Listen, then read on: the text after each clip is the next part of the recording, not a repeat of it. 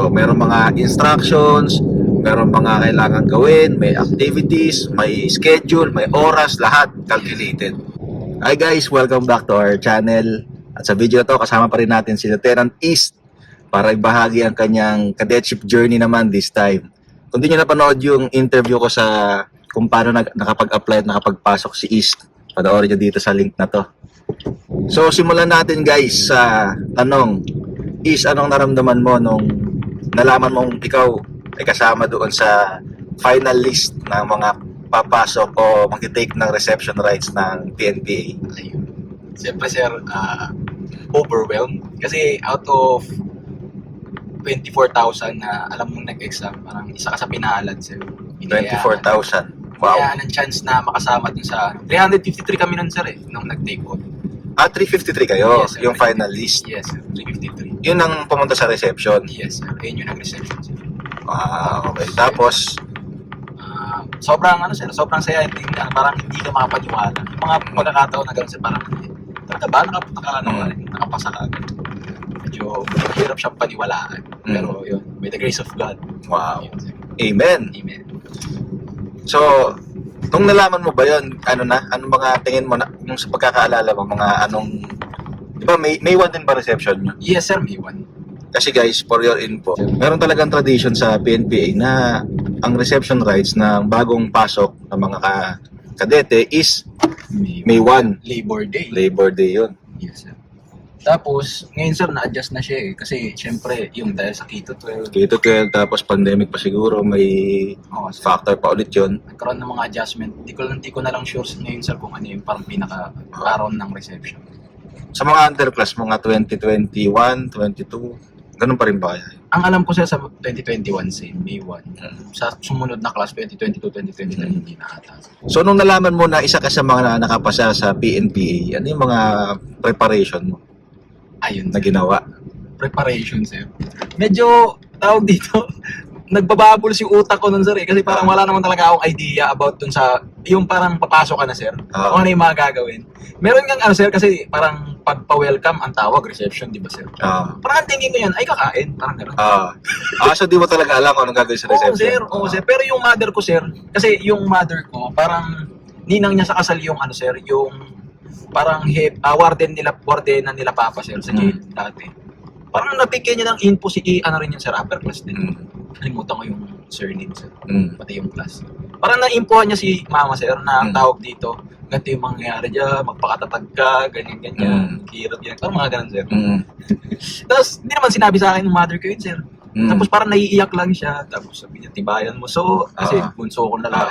So ang tawag sa'yo mas? Tibayan mo yung loob mo. So, kayang-kaya mo yan. Tapos naluluwa siya. Ako naman sir, ba't ano nangyayari? Bakit? Ano bang mangyayari sa akin sir? Di ka pa nakakita ng mga YouTube videos? Yung part na yun sir, ang alam ko lang sir yung mga tumatakbo sa chopper. Pero yung part ng reception, wala akong idea dun sir. Okay. Ano yung utak ko dun sir? Kasi wala pa masyado nung time na. More on training videos talaga. Yes sir. Yes. Pero yung sa reception per se, Sir. parang meron pero limited pa.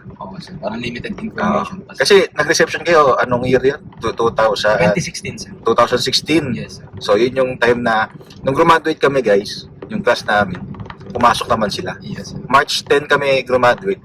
May 1 kami. May 1 sila pumasok. May 1 kami nag-reception sir. Nag-reception. Pero ano pa kami sir, nag-staging pa ata kami ng 4 days dun sir. Parang Before 4 days reception. before May 1 sir. Parang nandun kami, sir.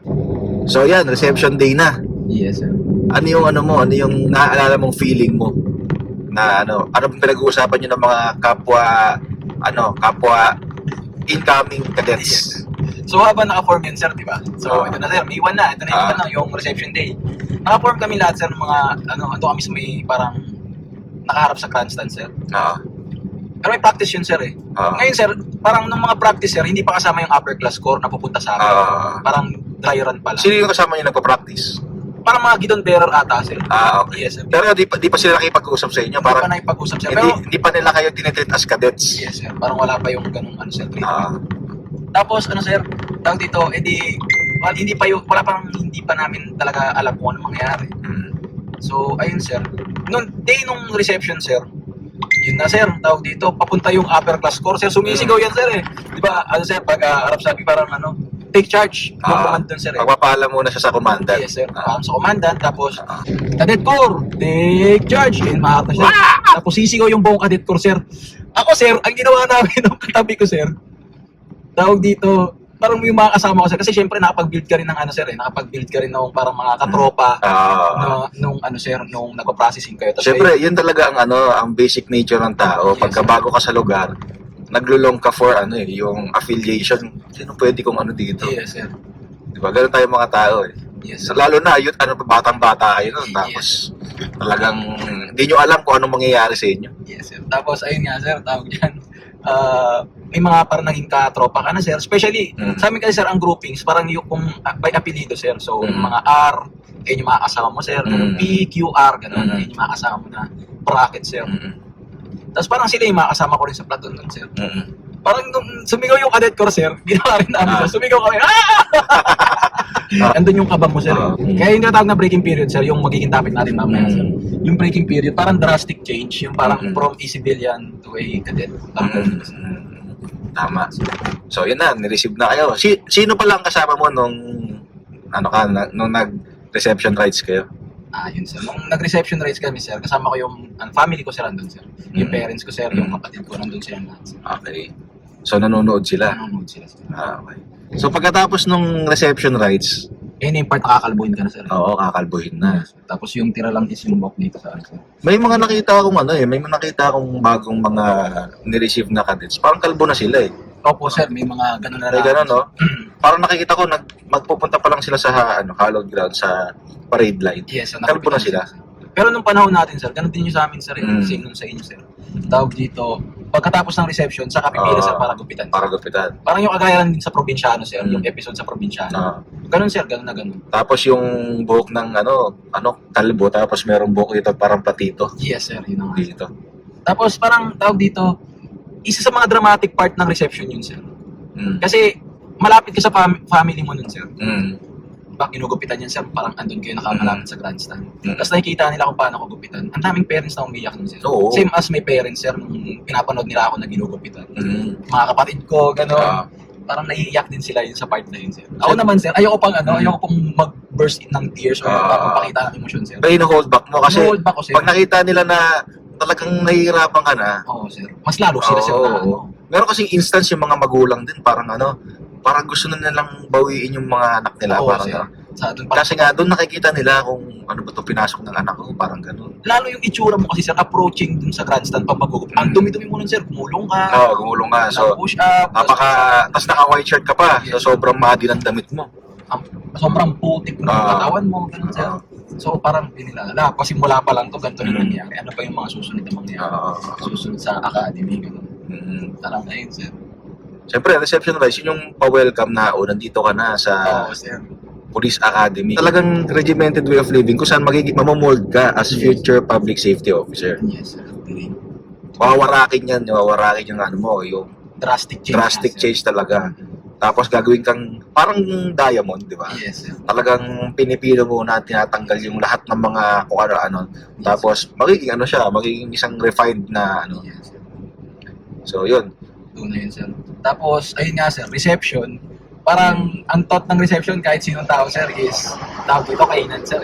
Doon naman, kakain ka talaga, mga push up, sit up, ganun, kasi ganun yung, sir, yung parang by stage nung exercise dun sa, sir, sa reception. Sa reception kasi guys, meron mga series of exercises dyan. Ng mga push-up, sit-ups, Yes, sir. squat thrust, Squat thrust, sir. tapos mga bomber, Yun, sir. ano pa. Parang sa 8 company, kasi may 8 company tayo sa Kalendor, sir, di ba?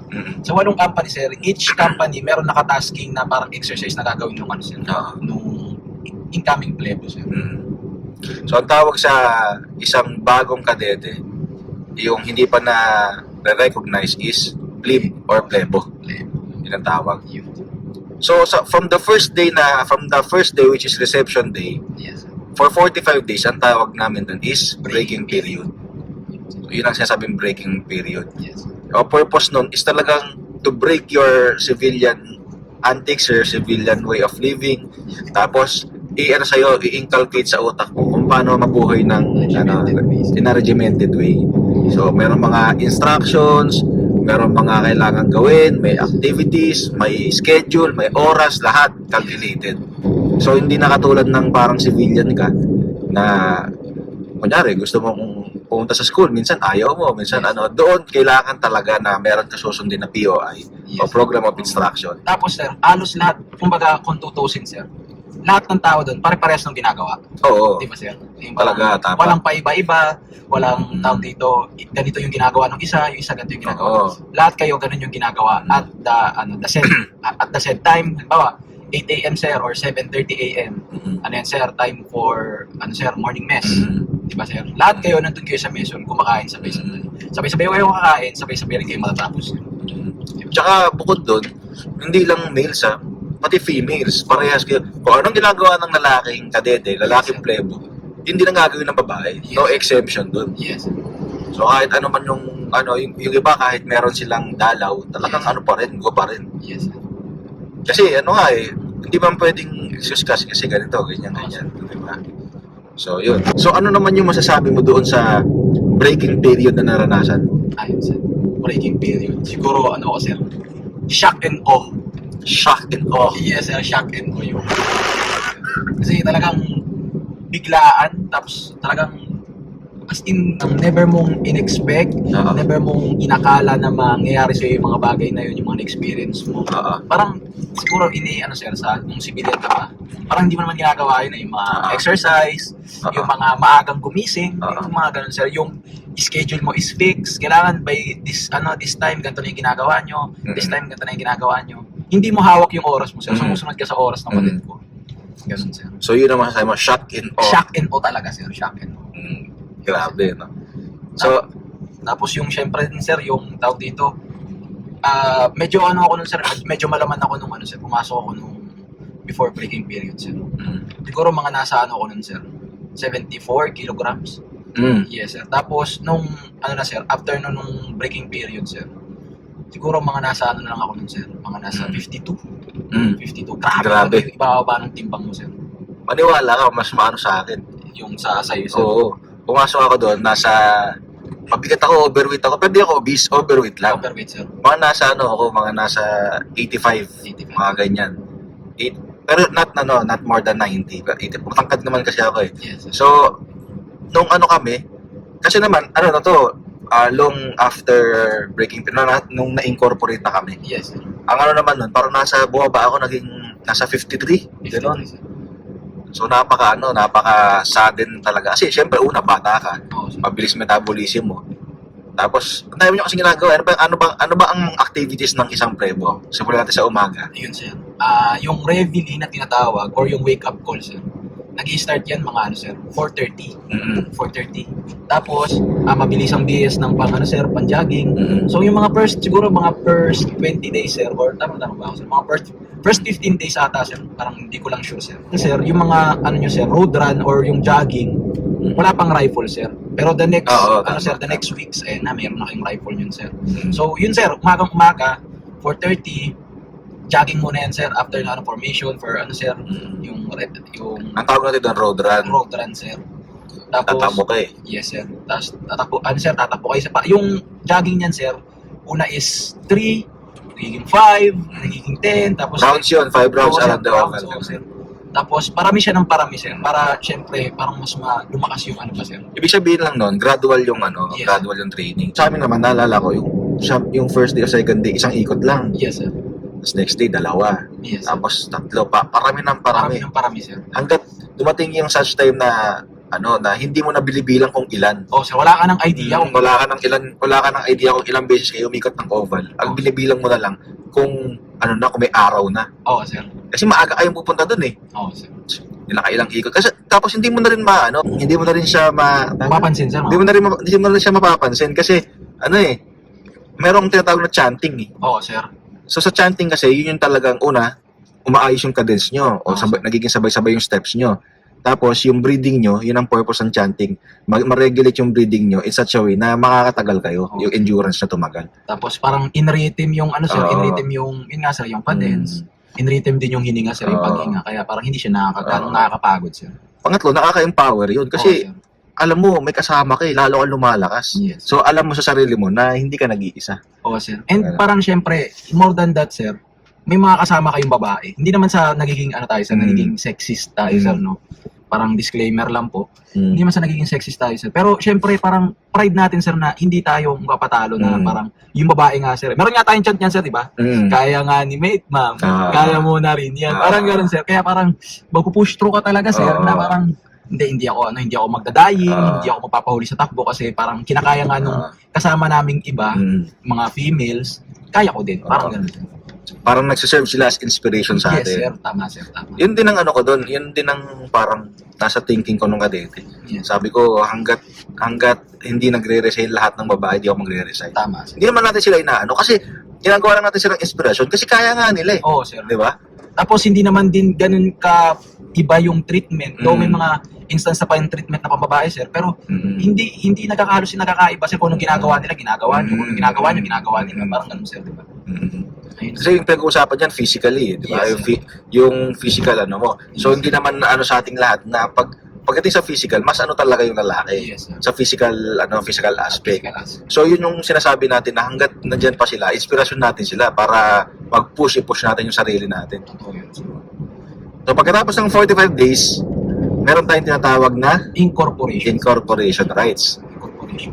So, ano ibig sabihin ng incorporation rights? Incorporation rights, sir, ibig sabihin nun, sir, you'll be incorporated sa upper class ko, sir. So, makakasama mo na sila sa barracks or sa dorm, di ba, sir? Parang magsasama-sama na kayo. And mas matuturuan ka ng upper class core yun sa way, sir, yung way and living ng pagiging kadete, sir. So, andyan sila to supervise, to correct, to discipline. Yun, sir. Ayun yung parang magandang part dun sa, sir, sa incorporation, sir. Tsaka mas, mas tutok na yung mentoring na tinatawag. Yes, sir. Kasi, nung time namin, barracks type pa. Yes, sir. Nung naabutan niyo ba yun, barracks type? Nabutan namin, sir, yung barracks type, sir. Pero plebo pa kami nun, sir. Hanggang plebo lang. Oo. So, barracks type pa. So, parang ang ratio namin, kunwari, sa isang plebo, may isang third class or second year, Yes, sir. merong isang second class o third year, tsaka merong isang first. Parang ganun yung ratio. Yes, sir. Kumbaga 1:3 upper class. So, ang daming magtuturo sa'yo, ang daming magme-mentor sa'yo. Yes, sir. So, ganun yung doon, pakiramdam doon. And then dun sa class system, sir, yung pinaka-direct upper class natin, which is yung third class Third or class. yung second year, sila talaga yung tututok sa atin, sir. Di ba? Yung parang Yun naman yung, yun naman ang purpose ng pagkakaroon ng third class. Yes, sir. So, sila yung direct supervisor talaga natin. Kasi sila yung kasama natin palagi. Yes, sir. Kasi ang mga second class o yung mga third year, busy na sa academics yan. Yes, sir. Yung first class, busy na rin sa academics, tsaka sa mga cadet attachment program, yung Yes, sir. palalabas sila. Tama, sir. And nung na-experience din nila, nung sila yung third class, ganun din yung ginawa nila dun sa parang Oo. third class natin, sir, di ba? Tsaka kasi sila yung sila yung kumbaga fresh from training. Yes, sir. Kasi sila yung sila yung kaagaling ng pagka-plebo. Totoo yun, sir. So, yun. So, ano naman yung feeling na ilang buwan ba kayo bago ma-recognize? Siguro mga rin, sir, mga around 7 months. 7 months? 7 months din, sir. 7 months. For info guys, kasi meron tinatawag sa face o sa life ng isang plebo na mare-recognize. Recognition rights ang tawag doon. So sa recognition rights, makakamayan mo yung upper class mo. It symbolizes na ibabalik na yung ibang privileges na tinanggal sa'yo nung naging plebo ka. For example, yung buhok mo, from May 1 na ni-receive ka o na reception rights ka, hanggang doon sa the day na ma-recognize ka, pwede ka nang pagkatapos mo, pag na-recognize ka, pwede mo nang pahabain na pang 4th class ka din yung buhok mo. Tama. Tama, sir. So, gano'n ang mangyayari, guys. So, tapos, yung ano pa ba yun? Pwede na mag-relo, sir. Tapos, yung hindi na always in English yung Conversation. gano'n. Kasi pag plebo ka, guys, di mo pwede kunyari sabihin ng isang kapwa kadete mo, kaya isang upper class mo. Sabihin kunyari, anong ginagawa mo dyan? Ginagawa ko lang yung assignment ko. So, hindi pwede yun. Pag plebo ka, ang sagot mo doon, Sir, I'm doing my assignment, sir. Blah, blah, blah. Ganon. Ganon ang, doon. Ganon ang, so, ganon ang mangyayari doon. Ganon ang ginagawa ng isang plebo. So, anong date yung recognition race nyo, kung naalala mo pa? Pero yung month, December. December 10 or 12. Parang Okay. December 10. So, sino yung mga bisita mo nung na-recognize kayo? Ayan, sir. Siyempre, yung family mo nandyan. Kasi, always in support naman yung family natin. Tapos ano sir, yung mga churchmate, yung mga youth sa simbahan, nandun din sila sir. Tapos nakita nila talaga yung itsura ko before, nung nasa labas pa ako, nung civilian pa ako. Then yung itsura ko dun sir. Siyempre, number 1 dyan, pumayat ka, tsaka umitim. Yes sir, sobra. As in, kumbaga akala mo may payat ka na, may papayat ka pa. Akala mo maitim ka na, may Maiitim ka pa. So kung kala nyo payat na ay guys, meron pa kayo ipapayat pag nag-plebo kayo. So ano naman yung feeling na makamayan mo ang iyong mga upper class? Yun sir, parang sobrang honored and privilege ka sir. Kasi sa span nung nung pagiging plebo mo sir, parang nakikita mo lang is yung side nila ng pagiging kadete sir. Rapper, snappy, kumbaga kung ano yung dapat na ugali ng kadete, ganun lang sila sir. Hindi nila ipapakita kung sino talaga, kung ano talaga yung ugali nila, kung sino talaga sila. But then again sir, after ng recognition sir, parang meron ng chance na mas makilala mo sila personally. Yes sir. Kasi pag plebo ka, ang aano na sa'yo, yung whole duration ng pagka-plebo mo, Yes sir. lahat lang ng papansinin is yung ginagawa mo. Tama ka kung meron kang mali, tapos more on sa discipline, yung personal discipline mo. Yes, sir. So, ganun lang. Pero pagka na-recognize ka na, may chance ka na kausapin yung upper class mo personally. Yes. So, pwede sila makipagkwentuhan sa'yo kung ano yung buhay nila dati. Yes sir. Lalo ka nilang mai-inspire. Lalo nilang ma-share sa'yo kung ano yung mga kanila, yung mga nangyari sa kanila. Yes sir. Kasi wala kang chance pag plebo. Hindi mo sila makausap. Kakausapin mo lang sila pag may tinanong sila. Yes. O kaya pag may mali kang ginagawa, talagang sasabihin nila sa'yo kung paano yung tama. More on mentoring pa yun pagka plebo. More on, parang minomold ka pa. Minomold ka pa para maging kadete. So, December yung recognition nyo. Yes sir. So, from May to December, nasa May, June, July, August, September, October, November, December, 7 months 7 months sir. Yes sir. para mahintay nyo yung simple handshake of recognition.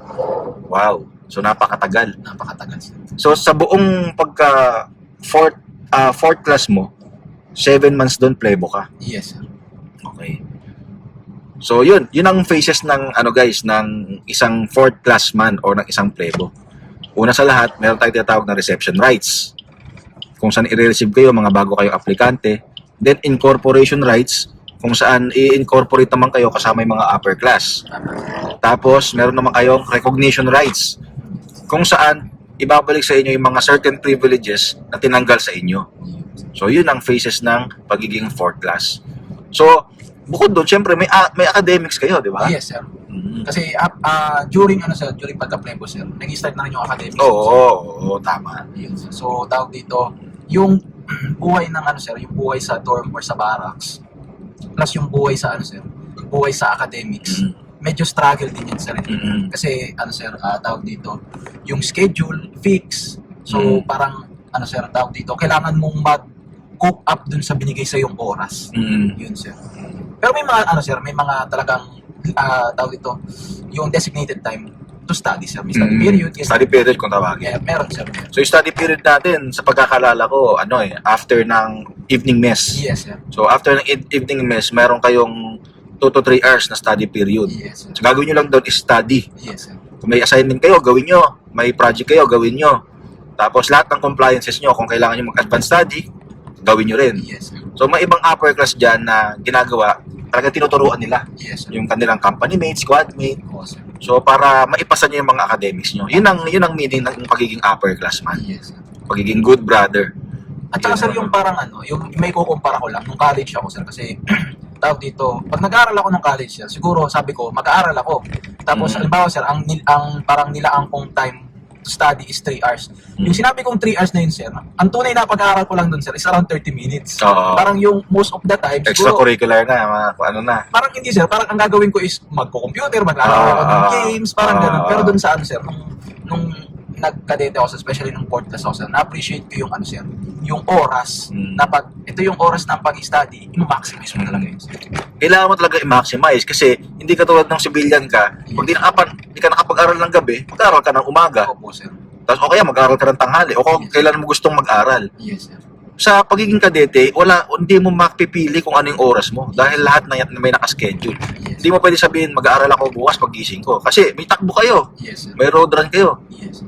Tapos di mo rin masasabi na tanghali kasi syempre babalik na naman kayo sa academics, Yes. sa academics building. Yes sir. So, ganun dapat. Kung Ma-maximize ito. maximize mo talaga kung ano yung oras na binigay para sa pag-aaral. Tama, sir. So, yun ang buhay ng isang fourth class man. So, sana may natutunan kayo guys. Yes, sir. Sa next video natin, ang pag-uusapan naman natin with Lieutenant East is yung buhay ng isang third class, second class, at first class. Kung ano yung mga subjects, kung gaano kahirap, kung anong ginagawa. Yes. Kung may tanong kayo sa video na ito, comment nyo lang sa baba. And also, we hope na subaybayan nyo itong series na to kasi ang sinishare namin is, we hope na maging yung mga sinishare namin dito is maging informative sa inyo kasi ito yung mga tunay na experience, na experience namin sa Philippine National Police Academy. So yun. Thank you at huwag niyong kalimutan mag-subscribe sa ating channel. Okay? Bye-bye.